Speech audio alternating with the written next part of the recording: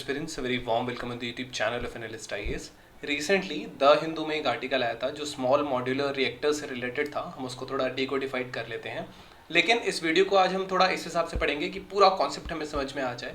पहले हम देखेंगे कि डीकार्बनाइजेशन क्या कहा जाता है, उसके बाद चैलेंजेस क्या है, इसके बाद ही रोल आएगा स्मॉल मॉड्यूलर रिएक्टर्स का, इसकी क्या एडवांटेजेस हैं, क्या चैलेंजेस हैं इंडिया में. उसके बाद हम वे फॉरवर्ड देखेंगे कि इंडिया कैसे कैसे इनको बना सकता है या लगा सकता है, इंस्टॉल कर सकता है. Then we'll see out today's problems and the mains practice question. So यहाँ एक ये इमेज दिया है, यहाँ एक कंपेरेबल साइज है कि अगर ये एक पूरा साइज है एक लार्ज कन्वेंशनल रिएक्टर का, तो ये एक साइज पड़ता है इसके रिलेटिव में. आप यहाँ देख सकते हैं ये एक साइज पड़ेगा आपका स्मॉल मॉड्यूलर रिएक्टर का, और जो माइक्रो रिएक्टर होता है उसकी कैपेसिटी भी कम होती है और ये उसका साइज पड़ेगा. तो लैंड यूज़ कम हो जाएगा, रेगुलेशंस कम हो जाएंगे, ये सारी चीज़ें हैं. तो हम इसको पढ़ लेते हैं. वील सी वाई न्यूज़. तो जो कोल कंजम्पशन में राइज है, डिस्पाइट कि सोलर विंड पावर जो है वो बहुत तेज़ी से बढ़ रहा है, लेकिन फिर भी लो कार्बन इलेक्ट्रिसिटी सोर्सेज के लिए जैसे कि स्मॉल मॉड्यूलर रिएक्टर्स हैं, इनकी ज़रूरत है कि अगर हम डीप डीकार्बनाइजेशन चाहते हैं. तो कन्वेंशनल जो न्यूक्लियर पावर प्लांट्स होते हैं वो बेसिकली उनमें कॉस्ट ज़्यादा लगता है, टाइम ज़्यादा लगता है. एज एन अल्टरनेटिव सोर्स बहुत सारी कंट्रीज ऐसे हैं जो स्मॉल मॉड्यूलर रिएक्टर्स को एक चांस दे रहे हैं, बना रहे हैं, जिनकी मैक्सिमम जो कैपेसिटी होती है वो 300 मेगावाट होती है. Right. So what is this decarbonisation? Decarbonisation का जो मीनिंग होता है, it refers to the process of reducing the carbon dioxide emission, जो बेसिकली ह्यूमन एक्टिविटीज से प्रोड्यूस होते हैं. तो पर्टिकुलरली दोज जो बर्निंग ऑफ फॉसिल फ्यूल से रिलीज होते हैं, जैसे कोल, ऑयल, नेचुरल गैस. तो इस प्रोसेस को डीकार्बनाइजेशन कहा जाता है. नाउ चैलेंजेस क्या है इसमें? तो वर्ल्ड स्टिल 82% जो एनर्जी सप्लाई होती है वो फॉसिल फ्यूल से सप्लाई होती है. इलेक्ट्रिसिटी का जो शेयर है वो बेसिकली ज़्यादा है फाइनल एनर्जी कंजम्पशन में, और ये इंक्रीज हो जाएगा लगभग 80 to 150% up to 2050. Recent Europe में कुल कंजम्पशन इंक्रीज हुआ है, डिस्पाइट कि वहाँ पे सोलर विंड बेसिकली रिसेंटली देखे गए थे कि इंक्रीज सोलर और विंड पावर में भी इंक्रीज हुआ है वहाँ पे. डिस्पाइट इट यहाँ ये इंक्रीज हुआ है. मोरोवर यहाँ रिसेंटली आप देखेंगे कि हीट डोम्स वगैरह भी फॉर्म हुए थे, बट स्टिल.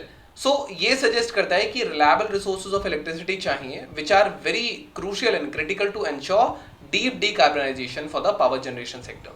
जो डिमांड है क्रिटिकल मिनरल्स का, जैसे लिथियम है, निकल है, कोबाल्ट है, रेयर अर्थ एलिमेंट्स है, ये बेसिकली इनमें they are required for clean energy production technologies. So इनका भी जो डिमांड है it would increase about 3.5% up to 2030. जो एनवायरमेंटल एंड सोशल इम्पैक्ट्स हैं, जो सेवरल न्यू माइंस या प्लांट्स हम डेवलप करते हैं, ये बहुत ज़्यादा हैं. जो top 3 mineral producing and processing nations हैं, ये जो ग्लोबल एक्सट्रैक्शन है, करंट जो ग्लोबल एक्सट्रैक्शन है या प्रोसेसिंग जो कैपेबिलिटीज़ हैं, वो ये 50 to 100% लगभग कंट्रोल करते हैं, जो कि एक बहुत जियोपॉलिटिकल और बाकी अदर रिस्क भी बनाता है बाकी अदर कंट्रीज़ के लिए. So what is this small modular reactors?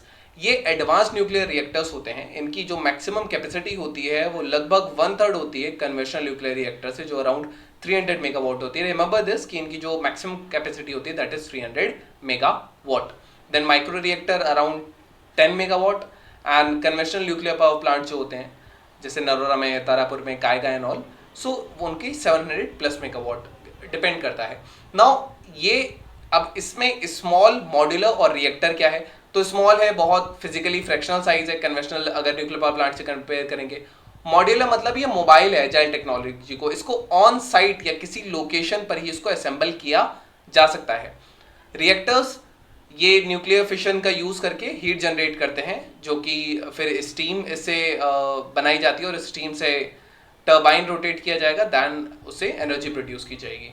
Advantages क्या हैं?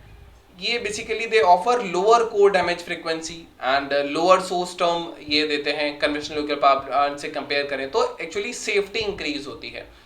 इनको ब्राउन फील्ड साइट्स पर भी इंस्टॉल किया जा सकता है. तो जो रेगुलेटरी अप्रूवल चाहिए होता है नेशनल ग्रीन ट्रिब्यूनल से एंड ऑल, तो ये जो हो गए ये इसको थोड़ा और ज़्यादा सिंप्लीफाई कर देगा. लैंड रिक्वायरमेंट्स कम हो जाएंगे. ये बेसिकली जो इसके जो पार्ट्स होते हैं ये फैक्ट्रीज में मैन्युफैक्चर हो सकते हैं, तो टाइम मिनिमाइज हो जाएगा, कॉस्ट मिनिमाइज हो जाएगा, लोअर स्पेंड जाएगा न्यूक्लियर फ्यूल स्टोरेज में. राइट. सो इससे एनवायरमेंटल इम्पैक्ट पर भी असर कम होगा. जो टर्म मॉड्यूलर है it signifies their modular construction approach, मतलब ये फैक्ट्री असेंबली या फिर ऑन साइट इंस्टॉलेशन हो सकता है, इसीलिए इनको मॉड्यूलर कहा जाता है। मोबाइल है। सो चैलेंजेस क्या है इंडिया के लिए? तो इंडिया की जो सेंट्रल इलेक्ट्रिसिटी अथॉरिटी है, इसने जो cold based thermal power plant से जो एनर्जी जनरेशन होता है, इसको प्रोजेक्ट किया है कि वो जो फिलहाल 2,12,000 है मेगावाट, ये 2,59,000 मेगावाट तक इंक्रीज करना है 2032, तो कोल कंजम्पशन भी इंक्रीज होगा। जो सीईए है, ये जो थर्मल पावर प्लांट्स हैं, प्रोजेक्ट करता है कि लगभग 2030-31 में more than half of the electricity जो जनरेट होगी वो कन्वेंशनल थर्मल पावर प्लांट से आएगी, जिसमें कोल यूटिलाइजेशन होगा, कार्बन डाइऑक्साइड इंक्रीज होगी, तो डीकार्बनाइजेशन प्रोसेस में प्रॉब्लम आएगी।